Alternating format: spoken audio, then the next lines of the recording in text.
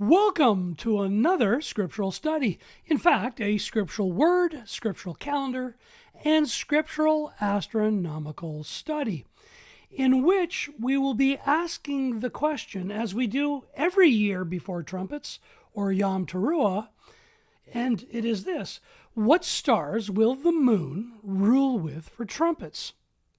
Again, we will forecast as best we can with the available tools and go through this study thinking about how the psalmist knew that the moon and stars ruled by night. Because just like many of the Hebrew roots movements, let alone Judaic folks that I've learned in the last couple of days, a crescent moon or conjunction moon does not rule the night with the stars because it's beyond or below the horizon. So the other thing we'll talk about in this scriptural study is how that moon is a light on a lampstand, just as our Messiah Yahushua had stated in the book of Matthew, chapter 5, verse 15.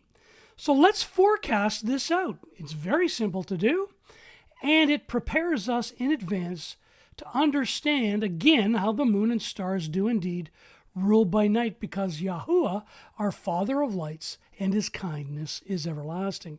Furthermore, he made the moon for appointed times, and the sun knows it's going down. So again, some people that state erroneously that this word means month, again, the full verse states, he made the moon for appointed times, and the sun knows it's going down. So we'll get into that as well as we go through this scriptural study. As always, stop the video at any time due to the amount of scriptural empirical light evidence from an astronomical standpoint, let alone the etymology from the scriptural words that we're about to learn and go through together. So let's focus by stopping this video at any time and ensuring that your computer monitor, mobile phone device, iPad, etc., is on full screen mode. Again, these scriptural study videos are designed for a PC screen, a large screen.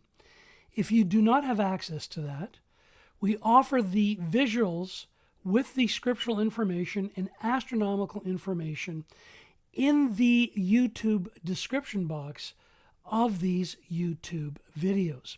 So again, it's on a PDF version, and you can download that at will. So, the scriptural study will be organized under 4 categories. A, or number 1, what is a sign? Number 2, what is the sign of trumpets? That's repeatable every year, and that any of us can go outside and test and prove with our own eyes, let alone capture it with film and photograph footage. And then, what does the circuit mean from a scriptural standpoint? And finally, can we forecast the signs? Should we forecast the signs? Because there's still a few remaining that think this is evil, which obviously is non-scriptural, because the prophets, let alone Moses, Enoch, Daniel, they all forecasted with the sun, moon, and stars. Yes, as per the psalmist in chapter 90, verse 12, they numbered their days with the sun, moon, and stars. So again, we don't worship the sun, moon, and stars. We don't bow down to them. All we know is that the Father of lights, Yahuwah himself, the only self-existent one, gave them to us for days, years, and appointed times and signs, just as the very first page of Scripture stated in Bereshith, or Genesis, chapter 1, verses 14 through 16. And thus why we can use them to forecast in advance. And finally, we can actually forecast in the past. So if this is of interest to you, the signs of Yahuwah from the past, as it relates to trumpets, let alone here and now, let alone into the future, well, this scriptural study video very well may be for you. So, first category, what is a sign etymologically from a scriptural standpoint? This takes discernment. So let's go to the very first verse that uses this word signs. Again, from the book of Bereshith, or Genesis chapter 1, verses 14 through 16. And as you know, we utilize many translations, but the go-to for this YouTube channel is the ISR version from the 1998 draft. Again, ISR, Institute for Scriptural Research. We will also be utilizing the scriptural stars. These are the ones that are written in Scripture that anyone can read. And the really cool thing is that you can see these stars in the heavens, or Shemaim, with your own eyes. And you can film and photograph them, because the moon and stars do indeed rule by night. Remember, a crescent or conjunction moon doesn't do that. Only a full moon does that. And thus the reason why during trumpets, as it states in the book of Numbers, or Bemidbar, blow the ram's horn on the first day of the seventh month, just as the psalmist had stated in Psalm 81:3 at the full moon. So again, Numbers. And in the seventh month, on the first day of the month, you have set apart gathering. You do no servile work. It is a day of blowing trumpets for you. Psalm 81:3, blow the ram's horn at the time of the new moon, at the full moon on our festival day. Yes, this festival day is a chag, the first day of the seventh month. Yom Teruah, trumpets, is a chag. It's a day of rest. It's a worship day, as the prophet YaHsome, or Isaiah, had stated in Isaiah chapter 66, verse 23. So we have covered this in many scriptural study videos since the inauguration of this YouTube channel in 2013, and subsequent paper articles well before then, a decade before then. So if this is of interest to you, because we're not reviewing anything that we have not already done in the past. So here are 3 scriptural study videos from as far as 8 years ago. Here are 3 more from 3 to 5 years ago. And here are 3 more from as far as 2 years ago, and as early as 11 months ago on the last time period with the signs of trumpets. And we covered this approximately 4 to 5 weeks ago in another scriptural study video, preparing to prove the 6th and 7th new moons. So we're going to get into the signs that can be filmed and photographed. So again, etymologically, from a word standpoint, what does the word sign mean, as captured in the very first page of Scripture with the sun, moon, and stars? Well, from an interlinear approach, as you can see, we go to that very first verse, and we see the Strong's entry H226 from the Bible Hub app, let alone the studylight.org app. And it's oath. So it's a sign, it's a signal, a distinguishing mark, a banner. So that is captured with the sun, moon, and stars in the heavens for trumpets. And the Theological Word Book clarifies the very same thing: a sign, a mark, a token, end signature or ensign, proof, and even a warning. And there's an association to the word, or Strong's Hebrew entry 184, avah, to sign, mark, to scribe with a mark. It's a consent. It's a contract. It's an agreement between the Father of lights, his kindness is everlasting, for everyone that is interested in observing these signs. So very basic from a scriptural etymological standpoint. And it's about remembrance. Now, if you've watched scriptural study videos on this YouTube channel, you'll be fully aware why we also study out the book of Jubilees, and in this case, chapter 6, verse 23, where it states, "And on the new moon of the first month, and on the new moon of the fourth month, and on the new moon of the seventh month." Again, these are days of remembrance, along with the first day of the 10th month. They divide the seasons properly. So these 4 days of remembrance have everything to do with the 4 divisions of the year, and these are written in the heavens. These signs are written in the heaven and ordained as a testimony forever. So again, if you've watched this YouTube channel, we've covered this in this scriptural study video that has been done almost 2 to 3 years ago, and in articles over 10 years ago. Now, if you're struggling to find some of these scriptural study videos on this YouTube channel, all you have to do is go to the search engine, and you'll see when you go to our YouTube channel, categories defined such as home, videos, playlists, community, channels, about, and then you'll see this little magnifying glass, if you will. Type in anything that you're interested in, and these videos will pop up. So this is another way to effectively utilize this scriptural study video channel. So again, days of remembrance, just as these scriptures talk about, and just as the seasons in creation verify. So the first day of the first month with the sun, moon, and stars is well after the spring equinox. The first day of the fourth month is well after the summer solstice. And as you notice this year, many Hebraic roots movement celebrated Shavuot well before the summer solstice. Think about that. So we'll talk a bit more about this as it relates to the first day of the 7th month, this particular day of remembrance. Because we utilize the sun, moon, and stars.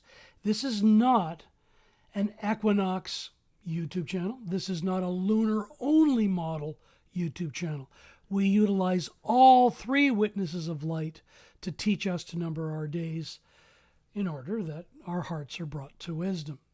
So take a look at this view. Because forecasting was done by Moses, Moshe, as some say, and it was done by the prophets and even Hanok and the Book of Jubilees. So there is a forecast or a count, 177-day count, if you understand how to count it, from the very first day of the first month, that day of remembrance, all the way to the first day of the 7th month, that day of remembrance. So check this out as well. Because everything falls in line when you follow all 3 witnesses of light. They place themselves properly and orderly into the proper divisions, just like the Book of Jubilees has stated, as you can see here. So this is very basic and very easy to understand. So again, many of you have probably witnessed the struggles that the crescent moon believers have had, let alone the conjunction moon believers. Because many of them do what's called Rosh Hashanah, which they say the start of the year happens now. But again, Abib starts, the beginning of month starts in Division 1 at the first day of the first month with the sun, moon, and stars. Now, if you take away, you'll come to different conclusions. We learned that the hard way as well.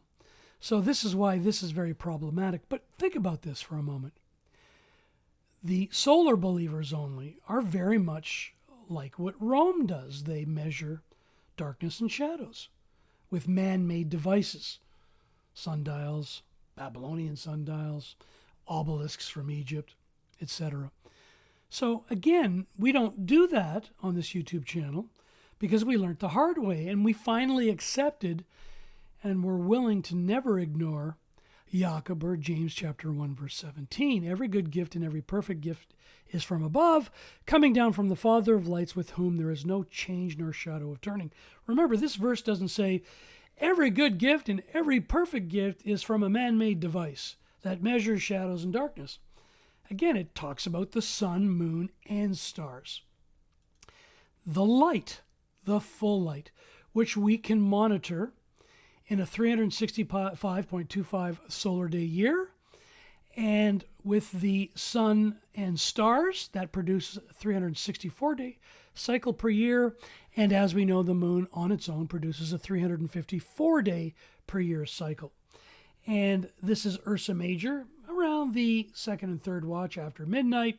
It would be in this position on the first day of the first month, and the next day of remembrance would be here. And we're going to talk about the first day of the 7th month. And this is where Ursa Major is going to be in the 2nd and 3rd watch. So we're going to focus on this because it falls directly in line with the scriptures and how the prophets and folks in scripture forecasted as well. So again, a sign, etymologically, from a scriptural standpoint, is extremely easy to prove. So what is the sign of trumpets with the sun, moon, and stars? So we're going to get into that now. And in order to do that, we have to go to the beginning of the year. To understand the sign of trumpets, we have to understand the sign of Abib, as we shared in these 2 scriptural videos almost 5+ months ago now. Let alone these 3 scriptural study videos, what is the sign of Jonah, part 1, part 2, and part 3. So if interested, we're only going to do a high-level view of these 3 scriptural study videos and these previous 2. So make a long story short, if you really want to see the details behind that, please take the time to view these as well, because we're going to do a high-level view of the signs of both Abib and trumpets for this scriptural study video, focusing on these scriptural stars and more. So here we go. So in Abib, which was on the pagan day of Sunday, April 17th, commencing at the dawn, we see an Ursa Major, if you're in the northern hemisphere, in this position at the dawn. After the 2nd and 3rd watch, it would turn counterclockwise, going around the fixed North Star known as Polaris. And again, this is from Job 38, verse 32. Do you bring out the constellations in its season, or do you lead the bare Ursa Major with its sons? And the sons are Arcturus, known anciently as Ash, from Job 9:9. And then there's Spica, which is mentioned in various scriptural passages, anciently known as the branch, or Tesamach in Aramaic, today known as Abib, Spica, and the seed, or the branch scripturally. And of course, the foot of the preacher. So we triangulate. We measure where the moon is ruling with many stars in the house, because the moon is a light on a lampstand. So we measure where that moon is in that house. So we triangulate and even go farther than that. So now this is my area. And notice, this is very important, notice how Spica is opposite to the morning star, Hamal. So this is the dawn. Now no one can see this. It's below the horizon and or beyond. And trailing Hamal, the middle star of the constellation Aries, the morning star, the Lamb, Taleh, Hamal. Trailing that is Pleiades, the 7-star cluster, and Orion, which is another 7-star cluster, but we focus on those 3 stars on the belt. So again, the takeaway here is notice the difference between Hamal, the morning star, and Spica. So again, the moon rules with a set of stars for a first day, 7th month, and we triangulate, in this case, Arcturus, Spica, and the foot of the preacher, or the teacher, YaHsome. So if we go a little farther without the constellation art, because it does you no good in creation when you test and prove this. So again, this is what you could see, and you couldn't see these stars because 6 months later, after the first day of the 1st month of Abib, this is opposite. So what does that mean? Let's get into that as we go through the study. So take a look at Perth, Australia. Again, if they triangulated, they seen Arcturus, Spica, and the foot of the preacher. Now, they couldn't see Ursa Major and the North Star. They see less of what we see in the northern hemisphere. So when we say North Star, we're looking at a point in the center of the Shamayim. They're farther away, in this case, Perth, Australia, farther away from that North Star on the plane.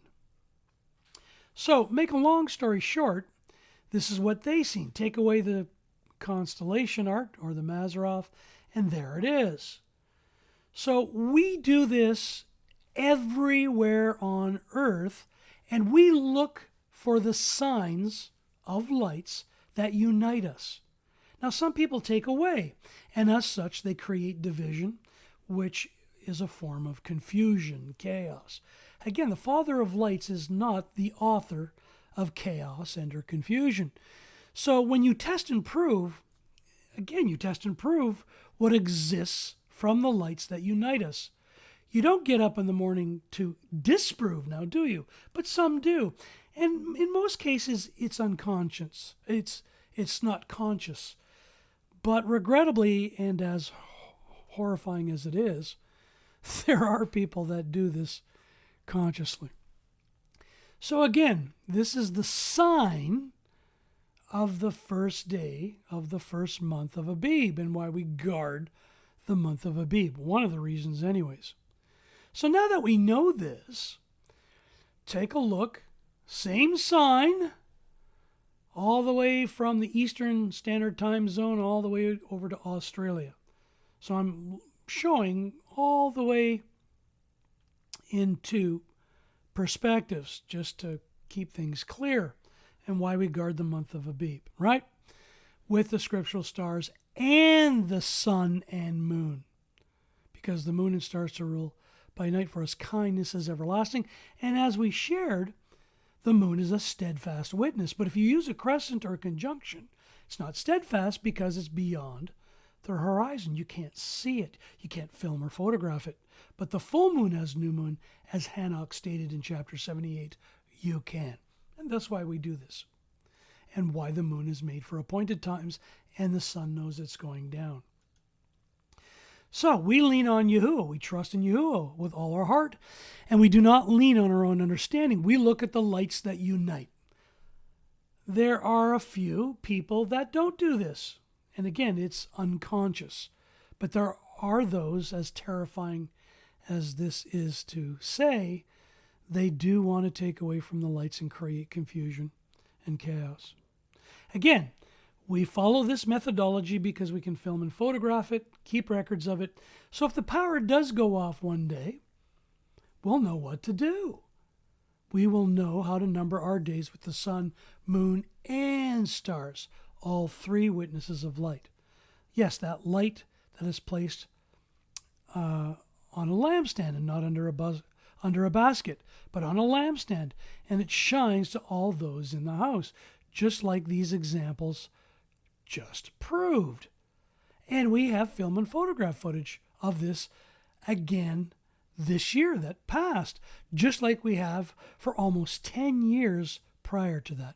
So we trust it, and that's why we now lean on YaHuaH and not any human being, let alone myself.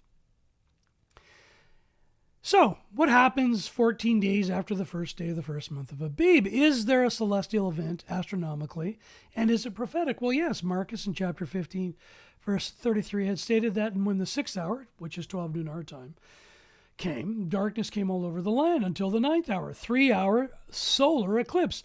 So this is what happens when the moon starts getting into its conjunction phase, or as Hanok had stated, starts losing its light wholly and disappears. So we'll get into that as we go through it. And this is the sign of Jonah, right? Which was confirmed historically, as we could read in the historical document of Josephus, because on the 14th day of the first month, scripturally, of Abib, the sun is in Aries. Oh my, 3 witnesses. We're not a lunar-only YouTube video channel. We use all 3 witnesses of light. So where was the sun? What was the relationship with the sun, and where was the sun, and what constellation or set of stars that produced that sign? Again, Dionysius stated the very same thing, let alone a third witness, the historian Eusebius of Caesarea, mentioned this 3-hour solar eclipse. Again, we covered this in greater detail in these 3 scriptural study videos. Please view them if interested. So here's that sign 14 days later, because this year the Passover actually had a solar eclipse in certain parts of the earth. But Passover this year was on the pagan day of Sunday, April 30th, 2022. And notice the sun is with Aries. There it is. The middle star is Hamal, the morning star. There it is right there. And trailing that star is Pleiades and Orion. And if you're in the northern hemiplane, you would have seen, if there was total darkness, you would have seen Ursa Major in this position going around the fixed North Star. Remember, why are we so confident with this? Well, we can actually forecast it. But think about this. When we read from the Apostle YaHuaH in chapter 18, verse 27 through 28, and I quote, "Then Kepha again denied it, and immediately a cock crowed. Then they led Yahushua, our Messiah, from Caiaphas to the palace, and it was early." Yeah, it was, the dawn, the fourth watch. "And they themselves did not go into the palace." Well, why didn't Kepha go into the palace on the 14th day of the first month of Abib? And how do I know? This is at the dawn, at the beginning of the 14th day of the first month of Abib, because they were too scared that they would be defiled. And if they went into the palace, a pagan palace, they'd be defiled. So they wouldn't be able to eat the Passover. Yes, the meal that was done with the Messiah Yahushua the night before was done on the evening of the 13th day of the first month of Abib. This is very basic, but most people remove this, and they remove the historical record, and they move what they can forecast. They remove it. They ignore it. They take away. It is what it is. So we don't get angry at people for doing this. This is an opportunity. A wondrous opportunity. These signs are wondrous, so our being observes them, and we share them with others that are interested. If they're not, so be it. It's not their time. All of this will be restored in the future anyways, so there's no worries, right? So again, this is for my area, where I reside this year. And here it is for Jerusalem. Same thing. So again, there is Hamal. The sun is with Hamal, just like the historical record stated, and trailing that in a counterclockwise fashion is Pleiades and Orion. Same thing there. Well, what about overseas? Well, here's Perth, Australia, way over, as some people say, on the other side. There's Hamal with the sun. And as we knew this year, they seen a partial solar eclipse. Now, when the moon is in a conjunction state, Stellarium is a really cool program. You'll see a little black dot, and it gets darker and darker.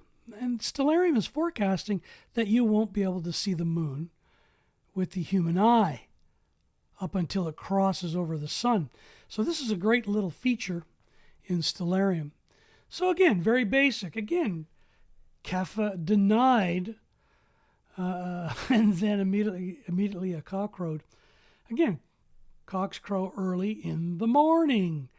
The fourth watch, the dawn time period, Bakar, Shakar, from the etymology. Pretty basic.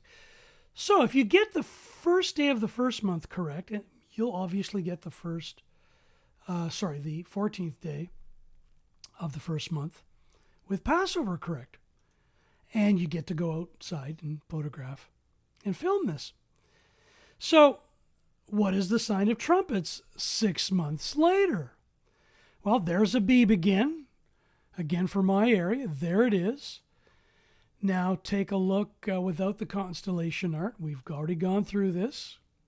Notice again where the morning star is on the first day of the first month of Abib. Okay, it's here, and Spica is over here. The moon rules of Spica in the first month of Abib, that first day.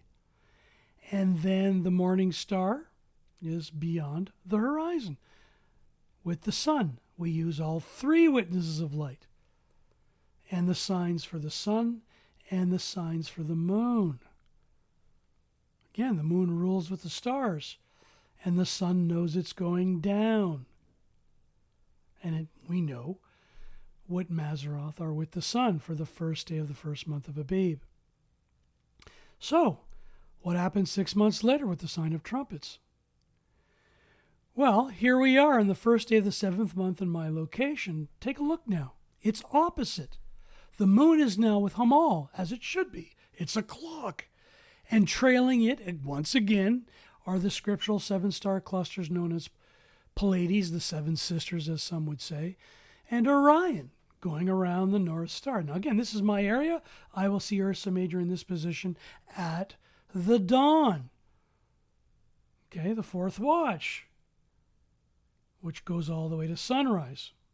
Again, the moon greeting the sun at sunrise is not the end-all, do-all witness. It's a great witness. We don't discount it. So this is what it means for appointed times. And in the 7th month, on the 1st day of the month, you have a set-apart gathering. You do no servile work. It is a day of blowing the trumpets for you. Now, some shout out. Some use ram's horns. Some use silver trumpets. All we know is that the psalmist stated in chapter 81, verse 3, blow the ram's horn at the time of the new moon, at the full moon on our festival day. Hallelujah. Welcome to the sign of trumpets. And this is in my location. Notice now, again, it's opposite. The moon is ruling with these set of stars, Hamal. And some people, will talk about other stars such as Regulus and the rest of it. But there are more stars it rules with. But the point being is 6 months later, there's an opposite pattern that you can rely on. And that opposite pattern is, Spica is now, and that triangulation with the foot of the preacher is now with the sun. It's a clock, and this is why it acts or performs the way it does. It's predictable. You can forecast it. So this is not a prognosis or prognostication, as someone just recently said, which is really cool. We'll get into that as well in the scriptural study video. So here it is without the constellation art. And again, this is my area. Well, let's take a look at Perth, Australia. Same thing. The moon is now with the morning star, followed by the 7 sisters, Pleiades and Orion, just like the scriptures talk about. And for them, they see less of the plane. They won't see Ursa Major in the North Star, Arcturus, or Spica, right? So this is what they see, just like we do in the Northern Hemiplane. So again, very basic. Take away the constellation art and bada bing, bada boom. Welcome to the sign of Yom Teruah. Again, no one can discount that this is not real because you can film and photograph it year after year. And we have film and photograph footage from 2021, 2020, 2019, all the way, as you've seen on this YouTube channel, to 2013. And we had some earlier, and we just never put it to video. So again, really basic. This is not rocket science, as you can see. So here we are in my location. I could see the sign of stars. Again, the sun, moon, and stars, plural, not just one star. Use the scriptural stars. Why not? Use all of them. They're very valuable. They're perfect witnesses from above, as per the writings of Jacob, or James chapter 1, verse 17.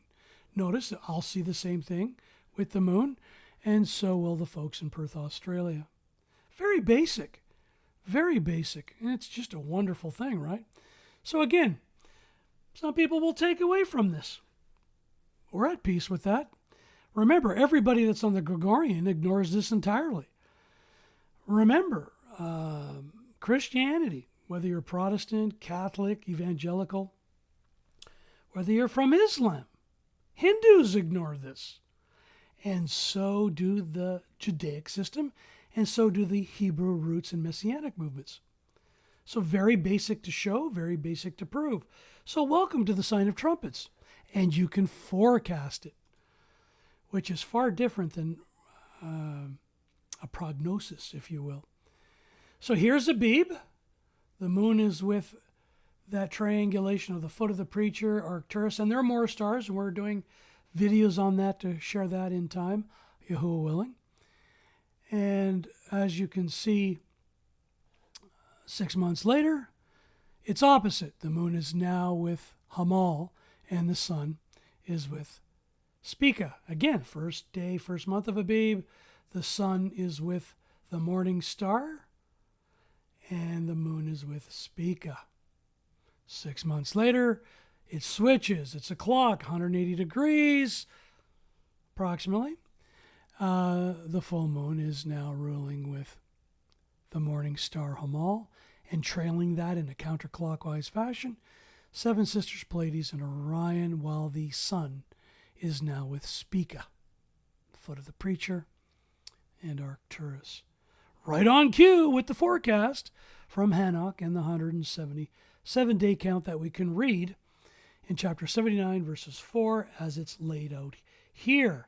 Hallelujah for allowing our Father of Lights, Yahuwah, to teach us how to number our days and let us bring our hearts to wisdom. Remember, Hanok wasn't a solar-only follower. He wasn't a lunar model only. He used all three witnesses of light, and that's why this works so extremely well, which can be tested and proven in creation in the four divisions of the year, just like the Book of Jubilees, chapter 6, verse 23 states. So let's take a look at Perth, Australia. Well, there they are. There's the first day of the first month of Abib. There is the moon with Spica, the foot of the preacher, and Arcturus, and there are more stars in that house, but we use these for this scripture study video. And then again, 6 months later, to Yom Teruah, the first day of the 7th month, it switches. The moon is now with Hamal, and everything is, again, turned. A circuit, the turning of the year. So welcome to the sign of trumpets. No matter where you are on earth, the entire plane, if you will, and or under the Shemaim and or dome. So again, it's a celestial clock and calendar. And as we know, empirically, design demands a designer. And Yahuwah is the creator, and thus why he's known scripturally as the Father of Lights. Remember, we chose the term celestial clock, the word celestial, for the following reason. And you can get these definitions from the Oxford Language Dictionaries online, let alone the Merriam-Webster. The word celestial means of and relating to, or suggesting heaven, of or relating to the sky or visible heavens. Again, what we just shared, everybody can film and photograph in their own areas. Yes, the sun, moon, and stars are celestial bodies. But if you use a conjunction or crescent moon system, this won't work. Again, the definitions go on to say positioned in or relating to the sky or outer space, as observed in astronomy, a celestial body, belonging or relating to heaven, the celestial city. On this YouTube channel, we believe the North Star above the North Star is the throne. So, again, people have been looking at this for years, well before us. The example of this here is the actual picture of the Prague astronomical clock, which was first installed in 1410. 1410. This makes it the world's third oldest astronomical clock, and the oldest still in operation today. So, I had the privilege of traveling to well over 53 countries in my lifetime to date, and we get to see these things. So again, they use the sun moon on this particular clock, and they ignore the stars, which is very regrettable. But again, at least it's a departure from either the Roman up to and including the very Gregorian system that exists today. Okay, so what is the circuit? Let's get into that now. Yes, the circuit, the turning of the year. Because that turning of the year, the Tekufa or circuit, is captured at the first day of the 7th month, when those stars, scriptural stars, as signs, turn all the way from the first day of the first month of Abib to the first day of the 7th month of Abib. Yes, trumpets or Yom Teruah will commence at the dawn, where we can shout out, blow a silver trumpet or the ram's horn at the sun, moon, and stars, the signs for trumpets on the pagan day of Monday, October 10th, everywhere as it relates to this visual in my location, or if you're in Perth, Australia. Again, using the sun, moon, and stars, scriptural stars, and then some, along with the backup of the scriptures. It's a wonderful thing. We covered this again in these two scriptural study videos almost 5 years ago, and as previously as a year ago with last year's event of Yom Teruah, or Trumpets, and the turn of the year. If interested, please watch these scriptural study videos. Again, the 7th month is already forecasted for us. Again, this is not prognosis or prognostication. Moses numbered our days for us, and in the 7th month of the first day of the month, you have a set-apart gathering. And we know the psalmist verified that by blowing the ram's horn at the time of the new moon. And then we knew the first 7th-day Sabbath will be on the 8th day, and we know that in the evening on the 10th day of the 7th month, we have a set-apart gathering called Atonement. And watch this video. It's eye-opening. Also proves the dawn scriptural day start. And then, 7 days later on the 15th day, the second Sabbath of the 7th month, which starts off the Feast of Booths, or Sukkot, the Feast of Ingathering, if you will. And 7 days later on the 8th day, which is the 22nd day, it's called the 8th day. You have an assembly. You do no servile work as it relates to the book of Bemidbar, or Numbers, chapter 29, verse 35, also known as Shemini Atzeret, the 8th assembly, and as verified by our only teacher, the Messiah, Yahushua, when he cried out on that 22nd day of the 7th month, and on the last day, the great day of the festival, Yahushua stood and shewed out, cried out, saying, "If anyone thirst, let him come to me, and let him who believes in me drink." So this is forecasting at its best, and it's aligned with the sun, moon, and stars. Go figure. So again, trumpets and the turn of the year includes and is known as well with the booths of ingathering and joy. And we can read the scriptural verses. Again, some blow a ram's horn, some have a silver trumpet, some just shout out. All the way up to the festival of ingathering at the turn of the year. Well, what does that mean? Well, in Exodus chapter 23, verse 16, festival of ingathering at the outgoing of the year, when you have gathered in the fruit of your labors from the field. And if you watch this YouTube channel for a period of time, we go to the Holland Marsh every year where they're harvesting all the way in late month of October into the pagan month of November. So again, at the end, turn of the year, outgoing. That's what that means. The Strong's entry, H3318. StudyLight.org, to go out, come out, exit, go forth. To go forward, proceed towards something. That sign of trumpets, Yatzah. Again, the Paleo-Hebrew from Jeff Benner, go out, to go, come, or issue out, with a wide application meaning to go or come out. Yes, let's come out of this world. So it's the finishing of that cycle or circle. Going further, you'll see the associations to the word takufa, coming around, circuit of time, turn of the year, Strong's entry 8622. Circuit of time or space, a turning, a circuit, at the circuit, yes, from the first day of the first month of Abib all the way to that turning counterclockwise from our vantage point to the first day of the 7th month of Yom Teruah and into the Sukkot, or the festival of ingathering. Very basic. Again, the word origin is from 05362, from, again, the Brown Driver Briggs definition coming around.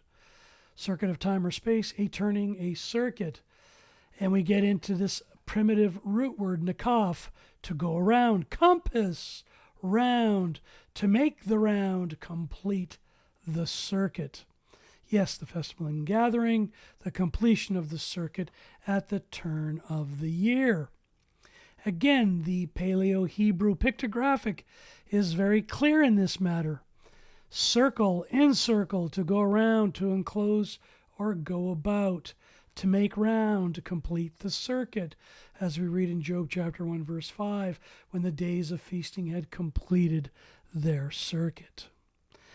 So again, we know that Ursa Major has a circuit. It goes around the North Star every day in 23 hours, 56 minutes, and 4.09 seconds per day. Multiply that by 365.25 solar day year, and you get 364 days. Yes, the sun and stars bring in all the days properly. Just like the Book of Enoch and the Book of Jubilees stated. Welcome to the Tekufa, the turning circuit, where the first day of the first month of Abib, the moon is ruling with Spica, the branch, the sun, along with the other sun, Arcturus, Ash, in triangulation with the foot of the preacher, YaHsome. And the sun from dawn to sunrise is with the constellation or Mazzaroth known as Aries, with the middle star known as the Lamb. So again, very basic. All of this matches. Job chapter 38, verse 32. We've gone over this because this clock, celestial clock, is a seasonal clock, spring, summer, fall, and winter. It's an hourly clock, as we just talked about, and you can navigate with it. In fact, people in Australia and other locations far from the North Star still triangulate with star clusters known as the Southern Cross as it relates to the position of Ursa Major and the North Star. Again, Job 1:5, and it came to be when the days of feasting had gone around. Yeah. The moon is now ruling with Hamal, the morning star, the Lamb, while the sun is knowing it's going down or setting with Abib, the branch. So really basic stuff.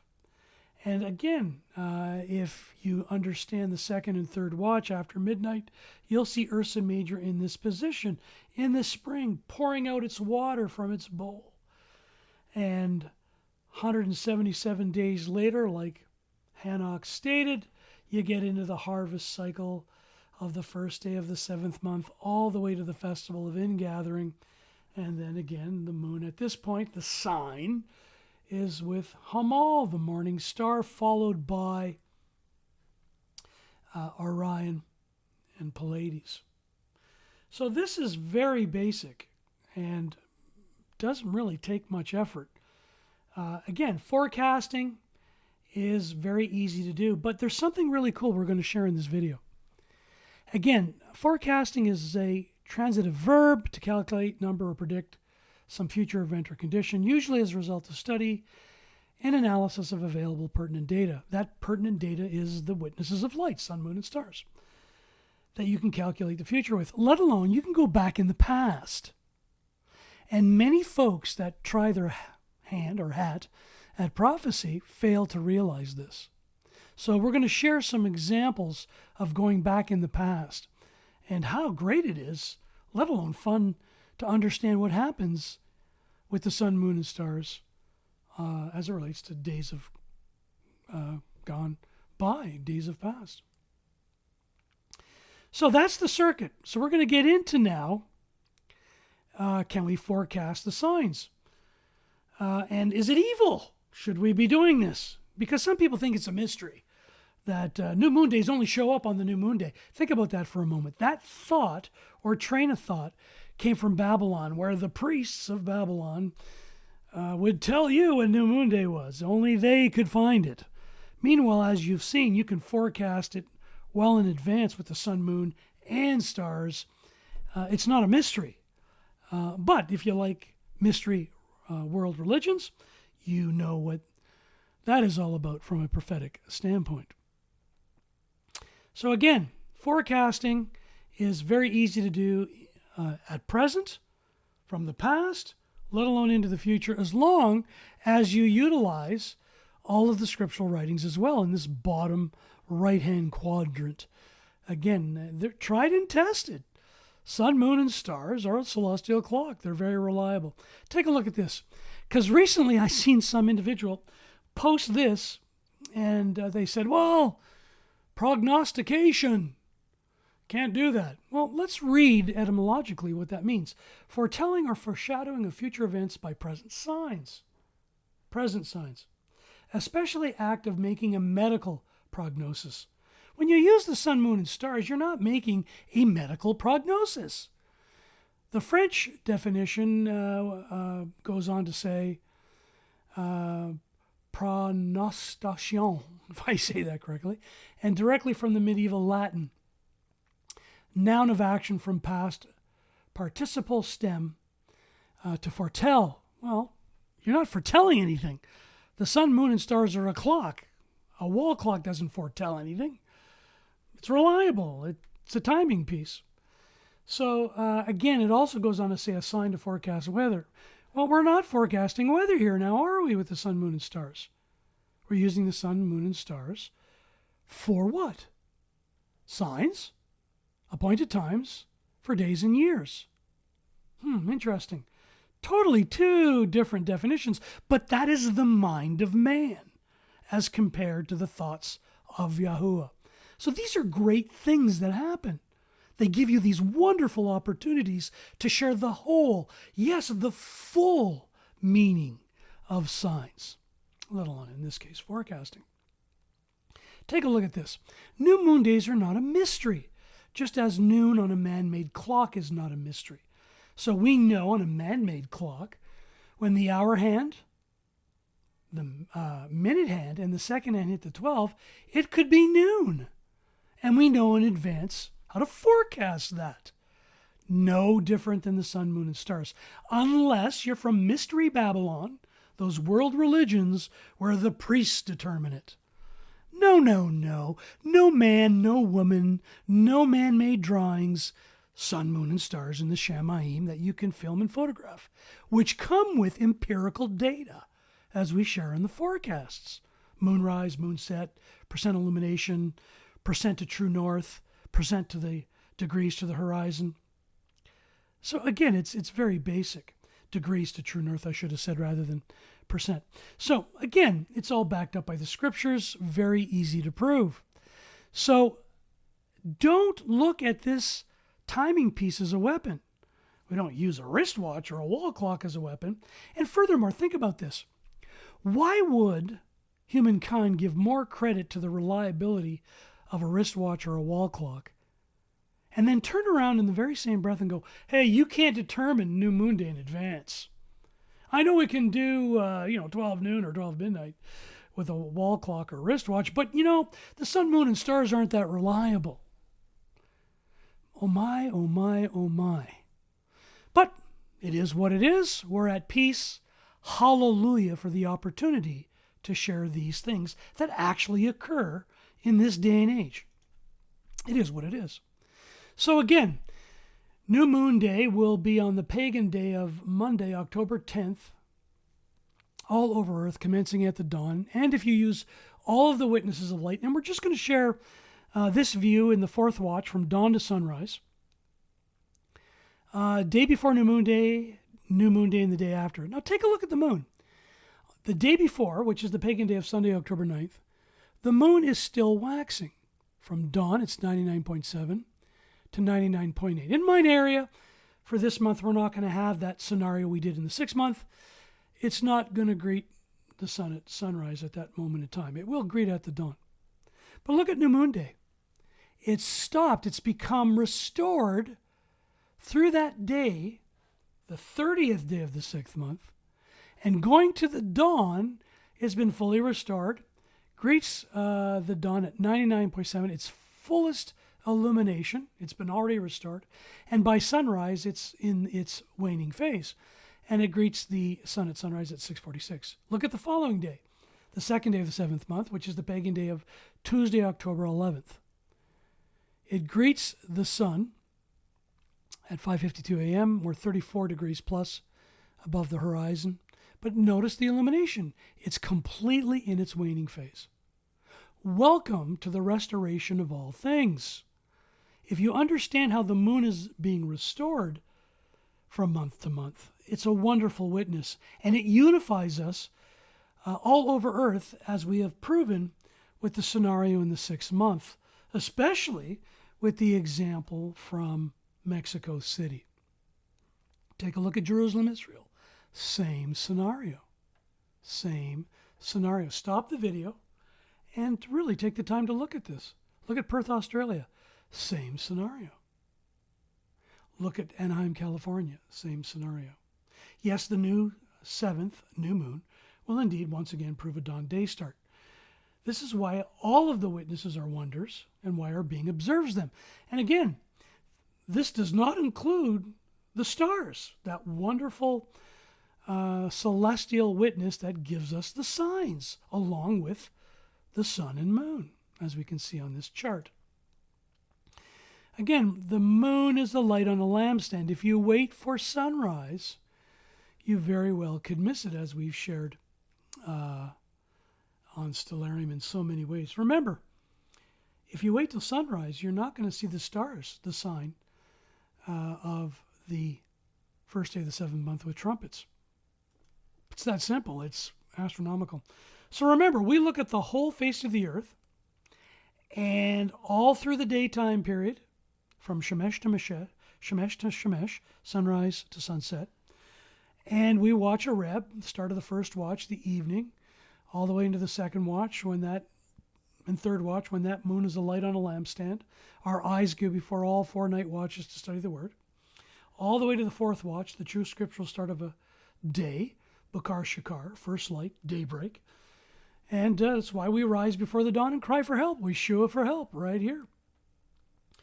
And again, timekeeping, the action or process of recording how long something takes. And again, we can film and photograph what we're talking about. With a crescent or conjunction moon, you can't do this. So more on this in a minute. So as an example, and as promised, here we are on the Cape Town Stellarium view. And we knew well in advance that the 5th month would only be a 29-day month. Why? Well, Stellarium has some pretty cool features that help you out with this. So take a look at this. So on the pagan day of Thursday, September 8th, which was the 28th day of the 5th month, notice the moon was still waxing. It was still absorbing light, as some would say. It's waxing, 93%. And around sunrise, approximately sunrise, it's below the horizon. Let's go to the 29th day of the 5th month. The moon now waxes to 97.7%. And by sunrise, still below the horizon. But by the pagan day of Saturday, September 10th, above the horizon at almost 2 degrees or more. And as you can see, it's now restored to 99.8%. And it greeted the sun at sunrise, little on the dawn.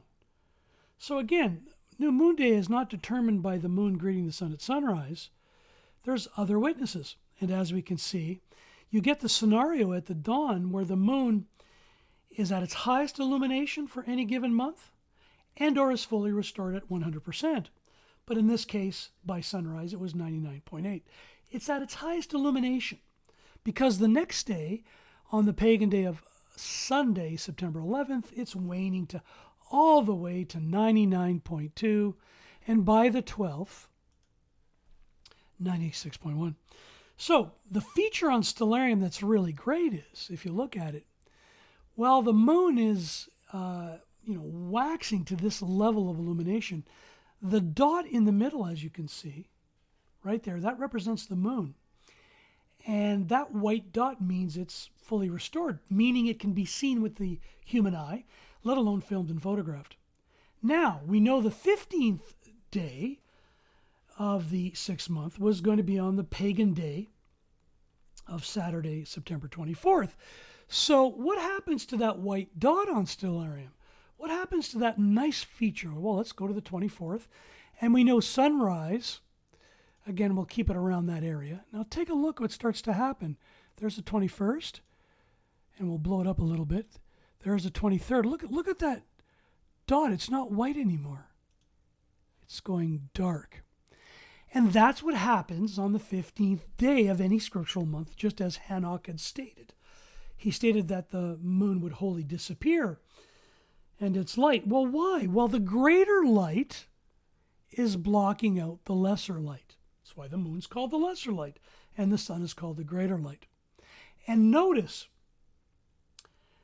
this is the 15th day of the 6th month. Now remember, the Gregorian splits up a scriptural day, regrettably.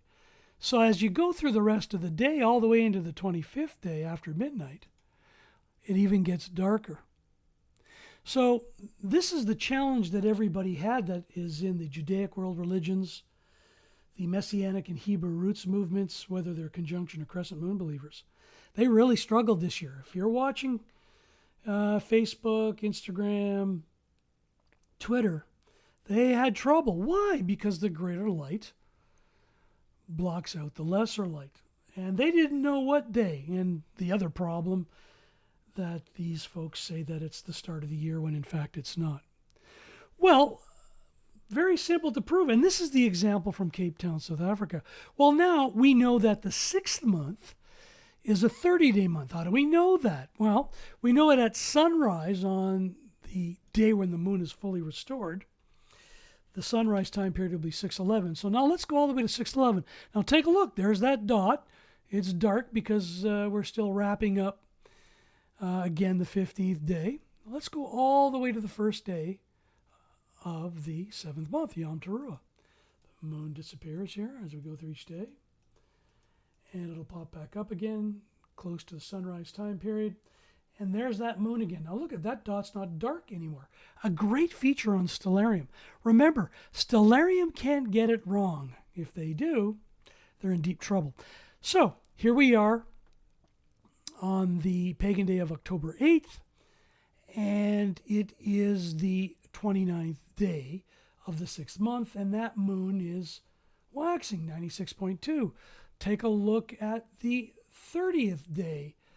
The moon is still waxing at 99.3, doesn't greet the sun at sunrise, and is problematic for some cases for the dawn, as some people know.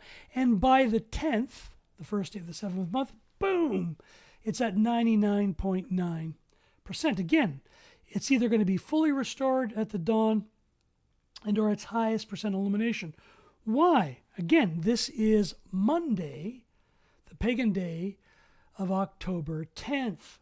We knew well in advance that the 6th month would be a 30-day month. So again, great little feature. Here's something else. We know the sign for the first day of the 7th month. We know that the moon will be in proximity to Hamal, right there. We know that it's followed by the 7 sisters, Pleiades, and the belt of Orion, and that the sun will be with Spica now. How do I know that? So I pointed with a pointer. But if you put the constellation art, there we are. There's Hamal, the middle star of the constellation Aries. There's Pleiades, the 7 sisters, and there's Orion, the belt. Now, some of you are asking, how did you know that? Well, because I don't use the apps anymore. I go outside in creation with film and photograph footage. I use my eyes. I use my fingers to measure the degrees to true north and above horizon. And take a look. There's Spica. The sun's with Spica. So you get to learn all this stuff and the signs. So you don't need the constellation art. And in time, you don't even need these apps. So this is Cape Town, South Africa. So let's do the very same exercise now. Let's say in the United States of America, in the state of Tennessee, shall we? Well, here we are with that example on Stellarium for the city of Memphis, Tennessee, United States of America. And here we are on the 28th day of the 5th month, which is the pagan day of Thursday, September 8th. And take a look at the moon, and there's that white dot again, that great feature on Stellarium showing you that if it's above the horizon, you will be able to visualize it with the human eye. And as you notice, the moon on this day in Memphis, Tennessee is only 94.3% illuminated. Again, we've got approximately sunrise. We're going to do both views, dawn and sunrise, for this example. Let's go to the 29th day, and there's that moon. It's Friday, pagan day of Friday, September 9th, and the moon now is waxed to 98.4. And then, boom, the moon does greet the sun at sunrise, although it's just approximately just below 1 degree. It's around 0.50, if you will. How do I know this? Well, the moon here shows 99.9, and it shows on Stellarium just below the 1 degree mark. And if you go to mooncalc.org, there it is at 6:39 right there, Memphis, Tennessee, 0.42 degrees above the horizon. Well, the problem if you wait just for sunrise and you forget about the dawn witness, yes, the fourth watch, well, the problem is you could miss this. Why? Well, take a look. If you plug in the ground, the moon's gone. Let's put the atmosphere in there. And there's sunrise. Nor do you see the sign with the stars. So we do our very best to explain this to everyone, but for some reason, again, it's a paradigm. It's non-scriptural, but it is what it is, right? So again, if you just take a look at this view, some wonderful things happen. So now let's do the same view, building up to the first day of the 6th month in Memphis, Tennessee, United States of America, again, from the fourth watch, and then again all the way to sunrise. So let's try that out. So here we are again, now at the dawn day start, and it's on the pagan day of Thursday, September 8th, the 28th day of the 5th month. And the moon here is at 94 degrees. Let's go to the 29th day, towards the dawn. Oh, it's now at 98.3. And look at that white dot. Again, that great feature on Stellarium, right? So take a look at that. Isn't that cool? And now let's go to the 10th day. And again, it's nowhere near restored moon. So the 9th day, on the pagan day of Friday, September 9th, is not new moon day. And boom, on the 10th, there it is, the light on a lampstand, 99.8 degrees. Isn't that cool? So yes, even in Memphis, Tennessee, USA, it was new moon day. On the pagan day of Saturday, September 10th.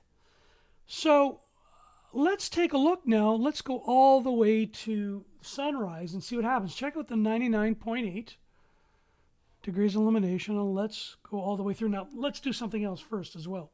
So if you waited for sunrise, you would miss it because it was so close for this particular month in Tennessee. But it did greet the sun at sunrise, as we've already proven. So take a look if you put the ground in. And even if you put the atmosphere in, you're not going to miss the signs with the stars, let alone first light, daybreak. But if you wait to sunrise all the way to 6:39, check this out. That moon is gone, baby. It's still above the horizon, but if you got any tree line or building lines, you're toast. If you live in a valley, toast. But if you follow the witnesses of light from the Father of lights, first light, you get to see the stars as well. So we do our very best to explain this to folks, but for some reason, they're not ready for this yet, and we're at peace with that. Again, showing these examples to Judaic people gets them off the crescent moon immediately. For the conjunction moon phase, folks, it gets them off the conjunction moon phase, folks, because now they can go outside and test and prove all things. So again, these parallel horizon views at sunset and sunrise, as they say in Texas, it's a dog that won't hunt. So it's that basic. So let's now go through the rest of the month, all the way to the first day of the 7th month, like we did in Cape Town, South Africa. Okay, then, back at the pagan day of Saturday, September 10th. Yes, new moon day for the first day of the 6th month. And again, even in Tennessee, Memphis, the city itself, the moon did indeed greet the sun at sunrise. And now we're going to do that test with that great feature on Stellarium to see when that moon cannot be seen with the human eye. And as we know, the 15th day of a scriptural month, Hanok said that you wouldn't be able to see it. So does Stellarium show that? Does that white dot representing the moon go black, dark by the 24th? So let's take a look. Here we are going to September 24th, that pagan day, Saturday, 21, 22, there's 23. See, it's starting to get dark. Hard to see there by the 23. And by the 24th, at the dawn, again, it goes dark because the greater light is overcoming the lesser light. And by the 25th, notice that, and then even by the 26th. So again, this is why the Judaic people are looking at this and going, wow, finally the first day of the 7th month makes sense. Okay, we get it now why we blow the ram's horn at the new moon, at the full moon, just like the book of Numbers stated from Moses' writings. So again, yes, the 24th was the 15th day even in Tennessee, United States of America, the 15th day of the 6th month. So now let's do the next view all the way to the first day of the 7th month to see if the signs are the same there as well. And what happens to that little feature? Look at it. You blow it up. There it is right there. That moon is no longer full, fully waxed, restored. It's telling you on Stellarium, you're not going to see it. So again, pretty basic. So here we go. And final point about 15th days of any scriptural month. People never get film and photograph footage. They prove, because they can't do it, Henoch's writings every 15th day of a scriptural month. So this is why we are furthermore comfortable. Yes, we're not leaning on our own understanding. We're leaning on Yahuwah. We wait for Yahuwah. And we don't use man-made drawings without empirical data like we're seeing here, because you can't test and prove it. You can't sit down with each other from all over Earth. So anyways, here we are again, Memphis, Tennessee, USA, and we're going to go all the way to the 10th day, which is Monday, the pagan day of Monday, October 10th, the first day of the 7th month, which will be here as well.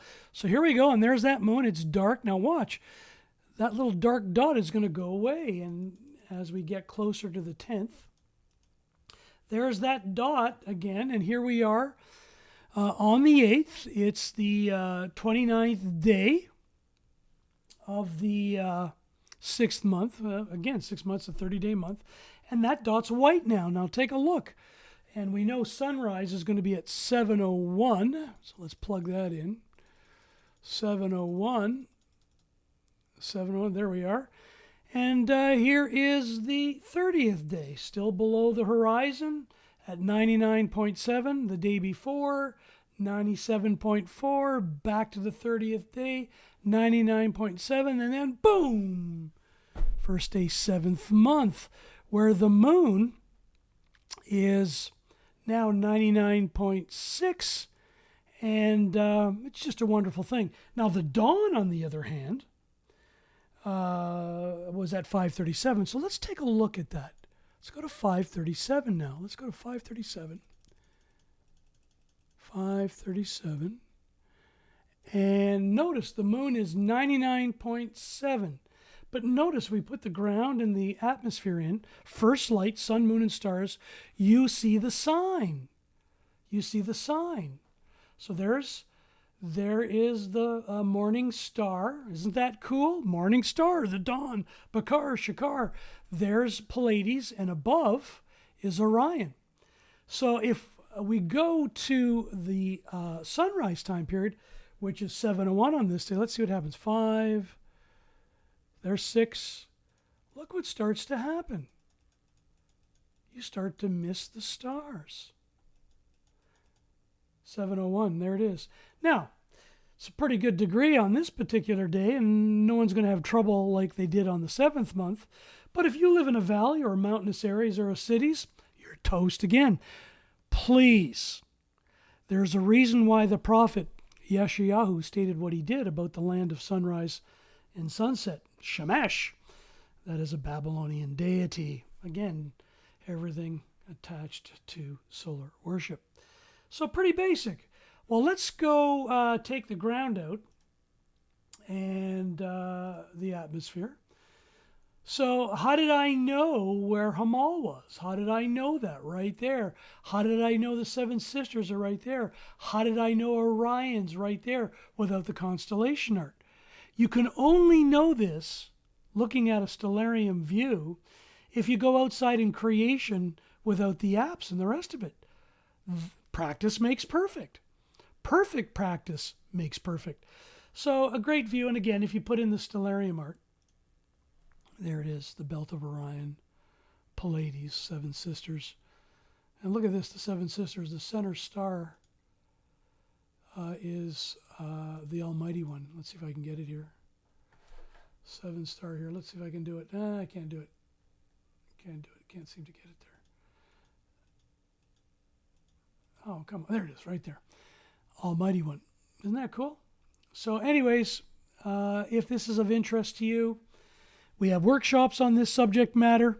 And again, we don't use the celestial clock and calendar of YaHuaH as a weapon. We use it to learn how the lights unite us all everywhere on earth on the full plane, utilizing the full celestial clock. So anyways, let's get into forecasting to the past, because that's a very cool thing. Everything we've done up to now with these examples in Cape Town, South Africa, let alone Memphis, Tennessee, are talking about the present and into the future. We've already confirmed the true new moon day all over Earth was indeed on the first day of the 6th month, which was the pagan day of Saturday, September 10th. And we are forecasting the next new moon for Trumpets, the first day of the 7th month, to be on the pagan day of Monday, October 10th, commencing at the dawn for obvious reasons. So, hallelujah, new moon days are indeed not a mystery, just as noon or high noon on a man-made clock is not a mystery. Again, if you can rely on the puny little timing piece of humankind, you obviously can rely on the extreme accuracy of the sun, moon, and stars to teach us how to number our days, to bring our hearts to wisdom, let alone all of the backup with the scriptural writings from the prophets, etc., etc., as we prepare for this first day of the 7th month, Yom Teruah. So very basic. Again, forecasting is not just for the present or the future. You can actually do the past too. If you utilize the sun, moon, and stars as we've just shared, you can get away from some of those folks that regrettably ended up becoming self-proclaimed false prophets. How do you do that? Well, use the same methodology. Understand moon rise, moon set, percent illumination, degrees to true north, degrees to the horizon, and the signs of the stars. So in this case, both my better three-quarters and I were born in the pagan year 1960. So find out the moon rise, moon set, sunrise, sunset. Again, all of the data that is relevant from the past. This data is only available because of the Father of Lights. We can record and measure the light from the past. We can test and prove it here and now by knowing when to go out and when to look, and we can do the future. But we're talking about the past now. So the really cool thing here is my better three-quarters, Palu, her scriptural tagline, she was born on the first day of the 7th month. Again, stop the video. Back on the pagan year of 1960. Here's the dawn view shot where the moon was restored, and the sign, again, for the first day of the 7th month was alive and well. Can you see it? There's Pleiades, there's Hamal. Again, we do not need Stellarium apps with constellation art. And if you know where Spica is with the foot of the preacher and Arcturus, and Ursa Major, there's Arcturus, and there's in Spica, again, you don't need the constellation art. And if you understand the importance of a dawn day start, Shakar Bakar, you won't miss the signs. First light, daybreak, just as the scriptures share. So again, I was born in the same week, same hospital as my better three-quarters. In fact, our mothers shared the same room. And I was born on 4 days later as it relates to New Moon Day. So anyways, I'm not a New Moon Day baby. A few days after, but again, very easy to do. So don't wait just for sunrise. That's not waiting on YaHuaH. When you wait on YaHuaH, you use all of the witnesses of light to establish a matter. Don't get caught into that pickle. Yeah, so this is the date I was born, and a few days after New Moon Day. So, make a long story short, actually the 5th day of the 7th month on the pagan year of 1960. So, a lot of fun. And this is how you learn, how you forecast backwards, present, and future. Yes, be a historicist, but in the present, be a realist by using what's available so that you can be an eternalist into the future in regards to the possibility of everlasting life. So, make a long story short, again, people have forecasted all through time, and they use the sun, moon, and stars. Why not you? You're allowed. The Father of Lights made these perfect witnesses of light as described and forecasted and numbered by Moses, Daniel, Hanok, etc., etc. Why not learn it? Why not use it? So again, we've only forecasted this year. We forecasted the whole year, yes. It's very easy to do, but we only provided this view this year up to the 7th month. We wanted people to forecast for themselves, so they didn't rely on me or anyone else, but rather rely on the Father of Lights with his sun, moon, and stars, and all of his witnesses that bring this together. So hopefully that is working for all of you. And again, what stars will the moon rule with for trumpets? Well, get out there the night before New Moon Day on Sunday, October 9th, that pagan day, all the way to the dawn, Bakar Shakar, on the pagan day of Monday, October 10th. And you will see what we have just shared. In fact, you can film and photograph it.